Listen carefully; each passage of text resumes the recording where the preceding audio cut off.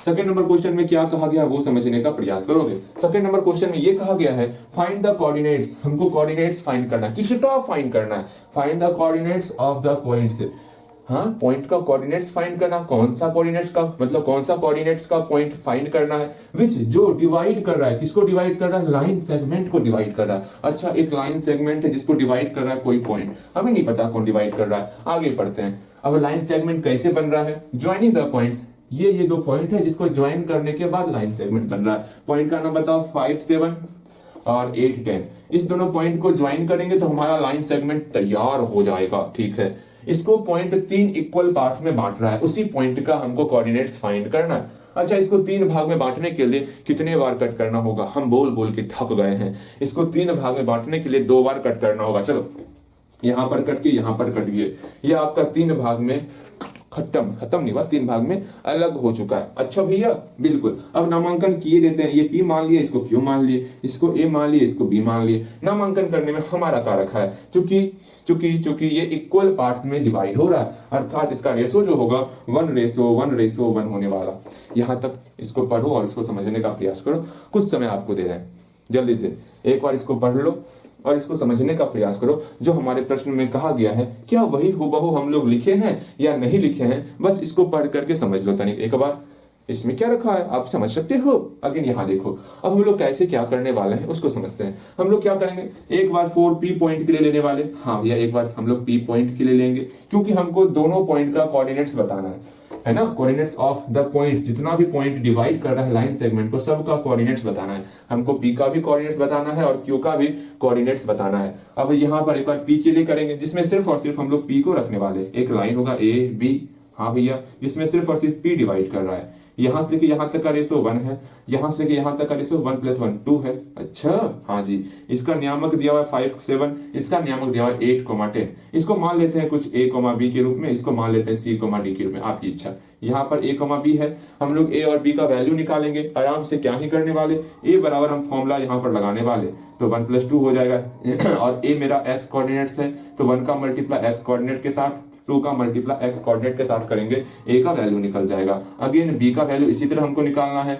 क्या 1 + 2 होगा और 1 का मल्टीप्लाई y कोऑर्डिनेट के साथ, 2 का मल्टीप्लाई y कोऑर्डिनेट के साथ। इस तरह मेरा A और B का वैल्यू निकल गया। A B मेरा किसका है? P का कोऑर्डिनेट्स है। हमें P का कोऑर्डिनेट्स प्राप्त हो चुका है। हमको निकालना क्या है? हमको P और Q दोनों का कोऑर्डिनेट्स निकालना है, तो निकालेंगे। इसी तरह सेम आपको 4Q पॉइंट के लिए करना है। ठीक है, 4Q पॉइंट के लिए सेम इसी तरह करना है। A B रहेगा, यहाँ पर Q पॉइंट ले लेंगे। Q पॉइंट देख रहे हैं ना, A से लेके Q तक का रेशो कितना हो गया? 1:1 अर्थात 2 हो गया। हाँ भैया, अगर Q से लेके B तक सिर्फ 1 है तो यहाँ 1 हो गया। अब बारी बारी से आप Q का हम लोग क्या माने हैं? C, D ना, तो हम लोग C, D का वैल्यू निकालने वाले हैं। कैसे निकालेंगे हम लोग C, D का वैल्यू? भैया ये भी पूछने वाली बात है, इससे आसान क्या ही होगा। हम लोग C बराबर फॉर्मूला जानते हैं, इंटरसेक्शन फॉर्मूला। भैया आप इसी दिन के लिए बताए थे ना हमका, बिल्कुल सही, हम आपको इंटरसेक्शन फॉर्मूला इसी दिन के लिए बताए थे। यहाँ पर अप्लाई करना है, यहाँ पर डी का वैल्यू क्या होगा वो बताना है। जल्दी जल्दी बताओगे क्या ही वैल्यू होने वाला। हम आपके लिए रुक रहे हैं। रुकना क्या है, फटाफट से जो है आप वीडियो को रोक लो। ठीक है, वीडियो को रोको। हम आपके लिए 3 सेकंड का समय बहुत हो गया वीडियो रोकने के लिए। ठीक, जल्दी से इसको बनाओगे। उम्मीद करते हैं आपसे ही बनेगा, और खुद से नहीं बना पा रहे हो तो बेकार है हमारा इतना मेहनत करना। ठीक है, देखो यहाँ पर उम्मीद करते हैं बना लिए होगे। अब सिर्फ मिलाना है आपको। Second number question मिलाओगे।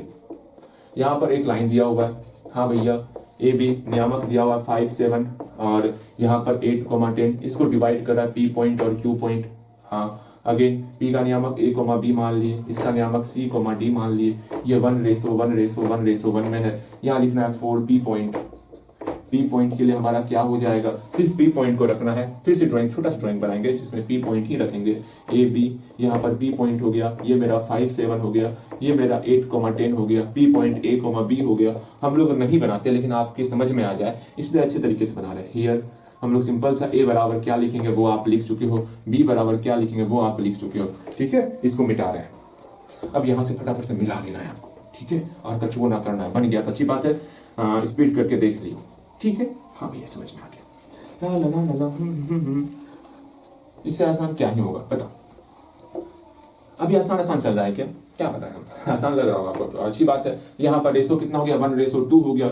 अनुपात को जोड़े, यहाँ पर 1+2 हो गया, 1 का मल्टीप्लाई 8 के साथ तो 8 प्लस 2 का मल्टीप्लाई 5 के साथ तो 10 हो गया। हाँ, इसको सॉल्व करेंगे, a का वैल्यू 18/3 हो गया, यहाँ पर a का वैल्यू 6 निकल जाने वाला।